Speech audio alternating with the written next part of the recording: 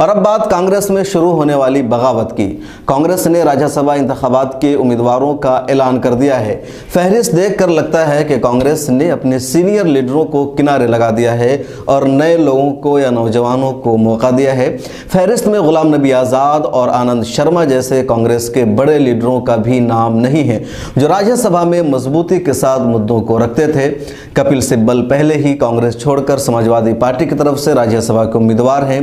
दूसरे लफ्जों में कह सकते हैं कि कांग्रेस ने G23 लीडरों में से किसी को भी राज्यसभा का उम्मीदवार नहीं बनाया है।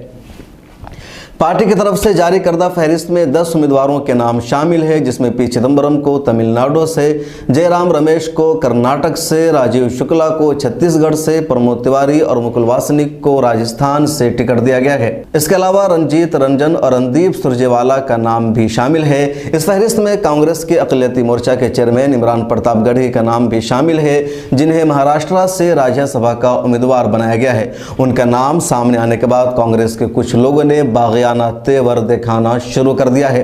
कुछ लीडरों ने इमरान का नाम लेकर पार्टी हाईकमान को बराह रास्त निशाना बनाया है। कांग्रेस के तर्जमान पवन खेरा ने ट्वीट किया, शायद मेरी तपस्या यानी कोशिश में कुछ कमी रह गई थी। उनके इस बयान को बराह रास्त पार्टी के फैसले के खिलाफ समझा जा रहा है। पवन खेड़ा के अलावा अदाकारा और कांग्रेस लीडर नगमा ने भी अपना रद्द अमल जाहिर किया है। उन्होंने इमरान प्रतापगढ़ी के हवाले से पार्टी हाईकमान को बराह रास्त निशाना बनाया, तनकीद की। पवन खेड़ा के ट्वीट को रीट्वीट करते हुए नगमा ने लिखा, इमरान भाई के सामने मेरी 18 साल की तपस्या कम पड़ गई। उसके बाद नगमा ने एक और ट्वीट के जरिए पार्टी सदर सोनिया गांधी को ही निशाना बना दिया।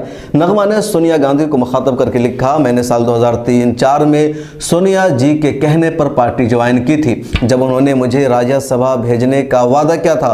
उसके बाद 18 साल गुजर चुके हैं, लेकिन मुझे मौका नहीं दिया गया। साथ ही इमरान प्रतापगढ़ी को महाराष्ट्र से राज्यसभा भेजा जा रहा है। आखिर क्या मैं कम अहल हूँ? मुसलमानों की मिली तंजीमों में भी इस बात पर नाराजगी है। मारूफ तंजीम ऑल इंडिया मुस्लिम मजलिस मुशावरत के सदर नवेद हामिद ने भी इमरान प्रतापगढ़ी का नाम सामने आने के बाद ट्वीट किया कि कांग्रेस कब तक मुसलमानों का मजाक उड़ाती रहेगी, मुसलमानों का मजाक बनाती रहेगी। कांग्रेस के 10 उम्मीदवारों में सिर्फ एक मुसलमान का नाम शामिल है। कांग्रेस ने उन लोगों को किनारे लगा दिया है जिन्होंने पार्टी में इस्लाह और तरमीम की बात की थी। कांग्रेस ने महज गांधी परिवार से वफादारी निभाने वालों को ही राज्यसभा भेजा है, जिसका एक मतलब यह भी है कि कांग्रेस में भी डेमोक्रेसी नहीं है। पार्टी और क़यादत में तब्दीली का मुतालबा करने वाले वहाँ नज़रअंदाज कर दिए जाते हैं, जैसे गुलाम नबी आज़ाद और आनंद शर्मा जैसे लोगों को नज़रअंदाज कर दिया गया है।